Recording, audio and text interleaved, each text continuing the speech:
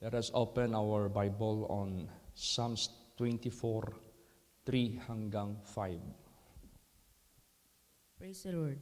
Who shall ascend into the hill of the Lord, or who shall stand in his holy place? He that hath clean hands and a pure heart, who hath not lifted up his soul unto vanity, nor sworn deceitfully.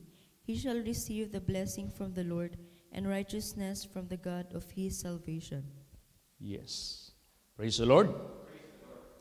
The question is, who shall stand in his holy place? Sino ang tatayo sa banal na dako? Ang tanong, meron bang banal na dako sa sanglibutang ito? Yan ang malaking katanungan. If God will make that place holy, since He is there, since He dwells in that place, and this holy place on the earth could be only established pag nandyan yung presensya ng Diyos, pag nandyan yung kalwalhatian ng Diyos, that is holy place. We could say that will be an extension throne of God from heaven. Kaya, ang tanong dito, who shall stand in His holy place? Sino? Ito na. He that hath clean hands and a pure heart, who hath not lifted up his soul unto vanity, nor sworn deceitfully. Then, pag yan ay iyong ginawa, habang tumatayo ka sa holy place, you will receive the blessing from the Lord and righteousness from the God of His salvation. Ibig sabihin yan, because we don't have righteousness of our own, righteousness must be comes from God. He will give it to you. Ibibigay niya sa iyo yung righteousness. Tatanggapin mo yung blessing ng Diyos. Bibigyan ka ng reward ng ating Panginoong Diyos. Praise the Lord. Basahin natin Psalms 18 verse 20. Praise the Lord. The Lord rewarded me according to my righteousness, according to the cleanness of my hands hath He recompensed me. Yes. Ibig sabihin yan, hindi maging useless, hindi maging nonsense, hindi maging walang kwenta, kumbaga pa. Pag tayo ay naglinis sa ating mga kamay, pag tayo ay nag-ingat sa ating puso to maintain it pure, pag tayo ay nagkaroon ng tinatawag na nanumpa ng matuwid, not deceitfully. Pag yan ay ginawa natin, we shall receive the reward according to our righteousness which came from God, according to the cleanness of our hands, by the help of God, He will recompense us. Bibigyan niya tayo ng gantimpala. Itong clean hands, this is not all about literal clean hands, na maghugas ka ng kamay na may sabon, lagi kang nag-a-alcohol, hindi ka humahawak ng mga dirty things, tapos para ma-maintain mo yung clean hands, hindi ho ito. Ang clean hands, kahit pa maghugas ka ng asido, pag gumawa ka ng kasalanan, gumawa ka ng karumihan sa mata ng Diyos, your hands can never be clean in the eyes of God. Pero kahit mekaniko ka, kahit farmer ka, pero malinis yung gawa mo, malinis yung puso mo, malinis yung isip mo, hindi ka gumagawa ng kalukuhan sa mata ng Diyos, in the eyes of God, you have clean hands. Praise the Lord. meron kang mali. Tingnan mo, anong sinabi dito sa Job 9:30. Praise the Lord. If I wash myself with snow water and make my hands never so clean. Yes. Kahit pag gagamitin mo pa yung snow water. Oh. Di ba ang mga tao pag merong mga gustong i-sterilize, nilalagay sa freezer, kutsara, baso, luwag, o ano yung gusto niyang sterilize dyan. Kasi pag umaabot na ng temperature ng super cold, minus na siya, hindi na raw mabubuhay yung bakterya. Yung ice water o yung snow water, kung baga pa, sterilize yan. Purified yan. Kasi sa sobrang lamig, then nag-melt siya. Magandang ihugas yan. Pero in the eyes of God, that will not count you as having clean hands. Hindi yan. Hindi yan ang gusto ng Diyos ipaintindi sa atin. Ang gusto ng ating Panginoong Diyos, yung kamay mo, yung buhay mo, huwag kang gagawa ng kasalanan. Karumihan sa mata niya, yung pinagbabawal ng Diyos, huwag mong gawin yan para meron kang clean hands. So gusto ng ating Panginoong Diyos maging righteous ka na hindi gumagawa ng nakakarumi. Basahin natin Job 17 verse 9. Praise the Lord. The righteous also shall hold on his way, and he that hath clean hands shall be stronger and stronger. Yan. Pag ikaw righteous, alam mo yung tama at mabuti at acceptable, yung sinasabi na be not conformed to this world. Bakit? Ano pala ang nandito sa sanglibutang ito? Ay, nandito lahat ang karumihan, kasamaan, kalikuan, karumaldumal na mga bagay. Huwag kang makipag-conform. Be not conformed to this world, but be transformed by the renewing of your mind, that you may prove what is that good, what is acceptable, and what is perfect will of God.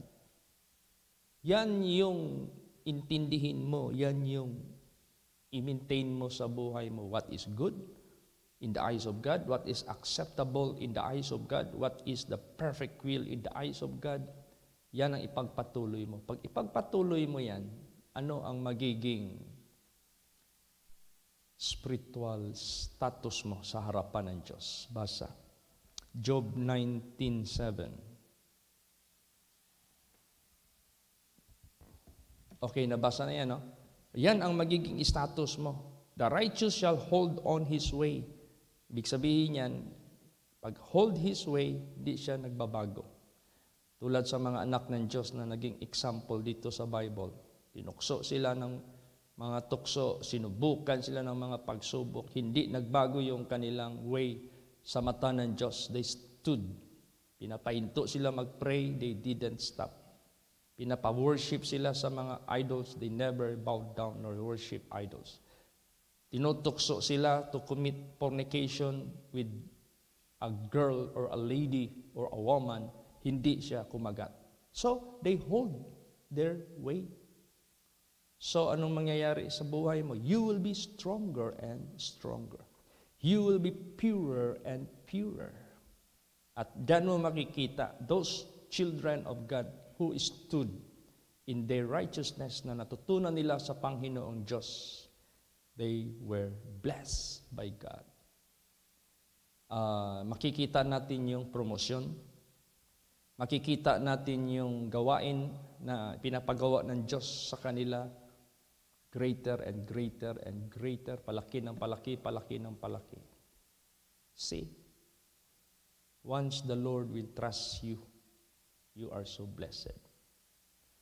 Because someday, not only those things that you possess here on earth, literally, materially, but someday, He will entrust you all things, lahat ng mga bagay.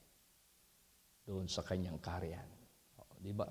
Blessed ka kung ang Diyos nagkaroon ng trust sa iyo dahil you are trustworthy because you hold your way. It is righteous in the eyes of God. Kaya yun ang makakatayo sa holy place. Yan ang makatayo sa banal na dako ng Diyos. You can stand in His holy place. Kaya dito sa Bible, sinaway ng Diyos ang kanyang mga tao. Basahin natin yan. Isaiah 1:15 hanggang 16. Praise the Lord. And when ye spread forth your hands, I will hide mine eyes from you. Yea, when you make many prayers, I will not hear. Your hands are full of blood. Wash you, make you clean, put away the evil of your doings from before mine eyes. Cease to do evil. See? When you spread forth your hands, I will hide mine eyes. Kahit pa itaas-taas pa yung kamay mo sa prayer mo, magtago ang Diyos. Yeah, when you make many prayers, kahit pa dagdagan mo pa yung mga prayers mo, ilang oras, ilang araw, I will not hear. Your hands are full of blood. Wash you, make you clean, put away the evil of your doings from before mine eyes. Alam mo kasi, pag gumawa ka ng masama, your hand is bloody. Unang-una, you are killing yourself. Ikalawa, you are killing others who will be influenced by your evil works. So your hands will be bloody, spiritual bloody in the eyes of God. Linisin mo yan. Sinabi diyan, put away the evil of your doings from before mine eyes. Cease to do evil. Hintuan mo na ang paggawa ng masama. Kaya, tayo, itong mga kamay natin, huwag natin itong dungisan. Huwag natin itong rumihan sa paggawa ng evil, sa paggawa ng masama sa mata ng Diyos. Para kung sakaling mag-raise tayo ng mga kamay, mag-pray tayo, hindi siya magtago, hindi siya maging bingi. Dahil yung kamay natin marumi. Kailangan linisin natin yan. So kung malinis na yung kamay mo, masarap nang magtaas ng mga kamay, masarap nang mag-pray. Bakit? Basahin natin. 1 Timothy 2:8. Praise the Lord. I will therefore that men pray everywhere, lifting up holy hands, without wrath and doubting. Yes, what kind of hands you are going to raise? The moment you pray, holy hands. Pag sinabing holy hands, doing nothing wrong in the eyes of God. Dahil yung minsahe kagabi, watch and pray that ye enter not into temptation. Ginawa mo yan. So therefore, you are not being entered into temptation. So you are clean in the eyes of God. Kaya ganun. Mag-pray tayo with holy hands or clean hands. Without wrath and doubting. Yung puso natin, malinis din. Walang poot, walang pag-alinlangan. Kailangan yan. Kondisyon yung puso natin. See? Tingnan mo nung nagkasala si David. Bakit siya nagkasala? Meron siyang evil intention. Ano yung evil intention niya? To murder. To commit adultery. Yun yung evil plan niya. When he entered into temptation, nung nakapasok na siya sa tentasyon, nagkamalas-malas yung buhay niya. Nagkabuhol-buhol yung buhay niya. And God will judge him to his death, to his kapahamakan niya. Nung nagpadala na ng Diyos ng mensahero sa kanya, hey, King, let's talk. God has a message for you. This is the situation. Merong taong mayaman, napakarami niya ng mga tupa. Merong bisita dumating sa kanya. Yung kapitbahay niya na pobreng-pobre at nag-iisa lang ang tupa, yun ang kanyang ninakaw para katayin, ipakain doon sa kanyang bisita. Sabi ng hari, masyadong evil yung tao na yan. Kill that man. Patayin yung tao na yan. Sabi ng propeta ng Diyos, you are the one who did it. Ikaw yung gumawa niyan. Ano yan na-realize? Pinatay niya si Uriah. Kinonsumo niya yung asawa. Yun. Judgment ng Diyos sa kanya, patay. Mabuti na lang, hindi na siya nagpakaroon. Ayan? Nagpakunwari. Hindi na siya nagmamatigasan. Ano kaagad ang kanyang sinabi? Yung Psalms 51, kung basahin mo yan. Yan yung content niyan. Yan yung repentance. Until such time na yung kanyang pag-acknowledge sa kanyang kasalanan, yung kanyang pag-humble, yung kanyang pag-hate sa kanyang sarili na nagawa niya sa mata ng Diyos. Tapos dahil dyan, meron siyang hiningi. Basahin natin yan. Psalms 51 verse 10. Praise the Lord. Create in me a clean heart, O God, and renew a right spirit within me. Yan. For those who become victim of Satan, for those whose hands are being defiled by sin, there is a chance for you given by God to repent, to be forgiven. Yun. Create in me a clean heart. Why? Because he has evil heart before. O God, renew a right spirit within me. Why? He has a spirit of deceit, wrong spirit, maling espiritu nandyan pumasok sa kanya. O di ba? Naawa ang Diyos sa kanya. Instead of he is already judged to die, to his death, napatawad siya.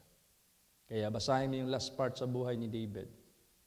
Hindi na siya gumalaw ng chicks sa buhay niya. Wala na. Until he died. Nagbagong buhay talaga siya. Praise the Lord. Kaya ganon po ang gusto ng ating Panginoon Diyos. Do not swear deceitfully. Huwag kang manumpa-numpa sa Diyos na, Lord, ayaw ko nang nagawa kong kasalanan. Nahuli kasi ako eh. Kaya dahil dyan, patawarin mo ako. Ayaw ko nang gagawin. Pero pag afterwards, babalikan mo na naman. Magsisi na naman, babalikan na naman. So what kind of vow you are making in the eyes of God? What kind of swear you are doing in the eyes of God?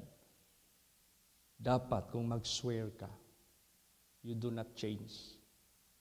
Di ka nagbabago. Kung ano yung pinanumpa mo, kung nasaktan man yung laman mo dahil na-terminate yung gusto niya, yung hilig niya, yung kalayawan niya, yung kalibugan niya, lahat-lahat na, nasaktan man yung laman mo, so be it. Mangyari na ang lahat. Dahil I already promised to God. Suffer it. Do not change. That is, nanumpa ka eh. Praise the Lord. Oo. Kaya, he that sweareth not deceitfully, ikaw ang makatayo sa holy place. Basahin natin yan. Psalms 15 verse 4. Praise the Lord. In whose eyes a vile person is contemned, but he honoreth them that fear the Lord. He that sweareth to his own hurt and changeth not. Oh, di ba? In whose eyes a vile person is contempt. You do not approve vile persons. You contempt. But he honoreth them that fear the Lord. Yung may mga takot sa Panginoon. Yun ang kanyang ina-approve. Yun ang kanyang ino-honor. Yun ang kanyang tinatanggap sa buhay niya. He that sweareth to his own hurt, masaktan na ng masaktan, ma-terminate yung kalayawan na kinaliligaya mo noon, never mind. Because I already swear to my hurt, and I will not change my statement. until the end. Yan. Hindi kayo panumpa-numpa ka, balikan mo naman. Panumpa ka, balikan mo naman. Sino pang Diyos manalig sa iyo niyan? O ngaya, kung ikaw kaya i-terminate ng Diyos forever, kawawa ka. Kaya, ganun po ang gusto ng ating Panginoong Diyos. Huwag kang mag-swear falsely. Kaya nung nanumpa na ako kay Jesus before my parents, mag-serve ako kay Jesus. Di man kagad ako na-assign. Wala. Pag sabi ko, I will stop my worldly ambition and I will serve the Lord, daming pagsubok, daming pagyayanig, kahirapan, lahat-lahat na. Makita mo yung mga classmates ko na nag-asinsuhan na, ganito na, may mga titulo na sila. Oh, praise the Lord. I will not change my promise to God. So, anong ginawa ng ating Panginoong Diyos? So, parang naging baliktad ang nangyari. Praise the Lord. Sabi ko, huwag kang mag-change pag anong pinanumpa mo sa Panginoon. Praise the Lord. Tayuan mo yan. Kaya nga sinabi dyan, mas mabuti pa huwag kang panumpa-numpa dyan, hindi mo man lang gagawin. That will be counted sin. Bibilangin yan ng Diyos na isang kasalanan sa buhay mo. Kaya, dito sa Bible, maraming tao na ganon. Manumpa, pero what kind of promise, what kind of vow they made false. Anong false? Hindi totoo. Basahin natin yan. Jeremiah 5:2. Praise the Lord. And though they say, the Lord liveth, surely they swear falsely. Oh, ang galing nila mag-flattery. Ang galing nila mag-flatter. The Lord liveth. Buhay ang Panginoon. Ang galing pakinggan. Pero, nanonumpa falsely. Magaling magsalita, magaling magpakinig sa mga tao, pero nanunumpa falsely. Hindi genuine, hindi sincere, hindi totoo. Magaling lang magsalita. Yun yung sinabi, professing that they know God, but in works, they deny Him, being abominable and every good work reprobate. Hindi maasahan na gagawa ng mabuti panahon sa tukso, gagawa ng masama. So, mag-ingat. You want to stand in the holy place? Gusto kang tatayo sa banal na dako? Then, be careful of yourself. This place is not usual place. Hindi ito pareho lang sa mga lugar sa mundong ito. Kaya nga sinabi yan, stand in awe of Him and sin not. Tumayo ka na may takot sa Kanya at huwag kang gumawa ng kalokohan sa mata ng Diyos. Praise the Lord. So, ganun po. Hindi pwede na tatayo ka sa holy place, gagawa ka ng ganito, ganyan. Basahin natin yan. Jeremiah 7:9 hanggang 11. Praise the Lord. Will ye steal, murder, and commit adultery, and swear falsely, and burn incense unto Baal, and walk after other gods whom ye know not, and come and stand before me in this house, which is called by my name, and say, We are delivered to do all these abominations? Is this house which is called by my name become a den of robbers in your eyes? Behold, even I have seen it, saith the Lord. See? Ginawa mong magnakaw, magpatay, mag-commit ng adultery, manumpa falsely, mag-burn ng incense doon sa idol, lumakad sa mga idols na hindi nyo kilala. Tapos pupunta rin kayo sa aking bahay na tinawag ng aking pangalan. Tapos sabihin nyo, ligtas kayo sa lahat ng mga karumaldumal na ginawa ninyo.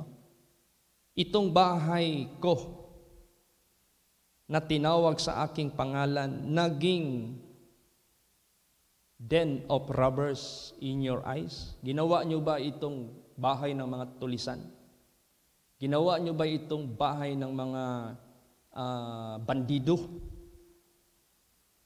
Behold, even I have seen it, saith the Lord.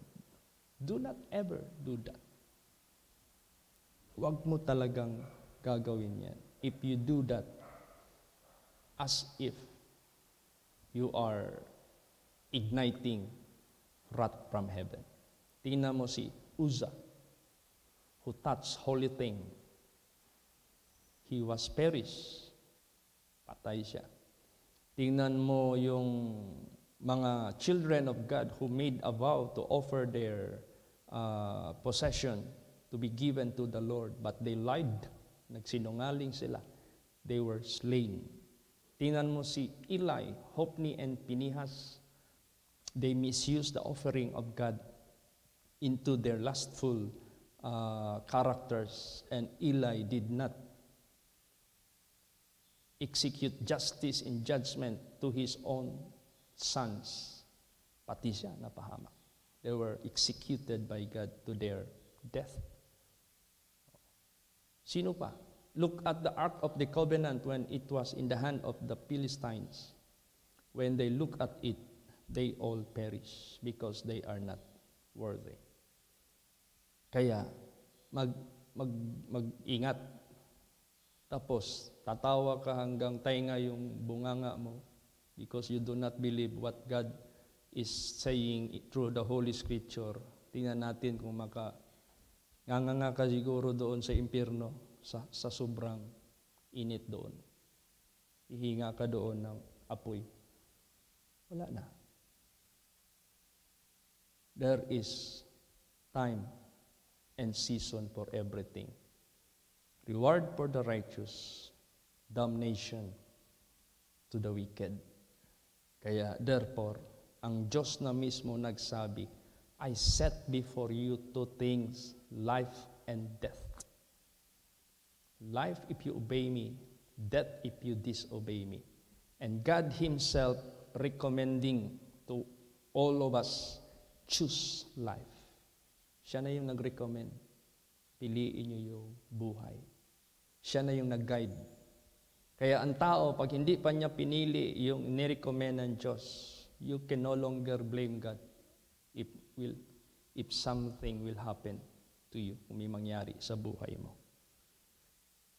Kaya ayaw ng Diyos yung mga false swearers, yung nanunumpa na false. Last verse, Malachi 3:5. Praise the Lord. And I will come near to you to judgment, and I will be a swift witness against the sorcerers, and against the adulterers, and against the false swearers, and against those that oppress the hireling in his wages, the widow and the fatherless, and that turn aside the stranger from his right. And fear not me, saith the Lord of hosts. See, ihahatid niya yung hatol niya.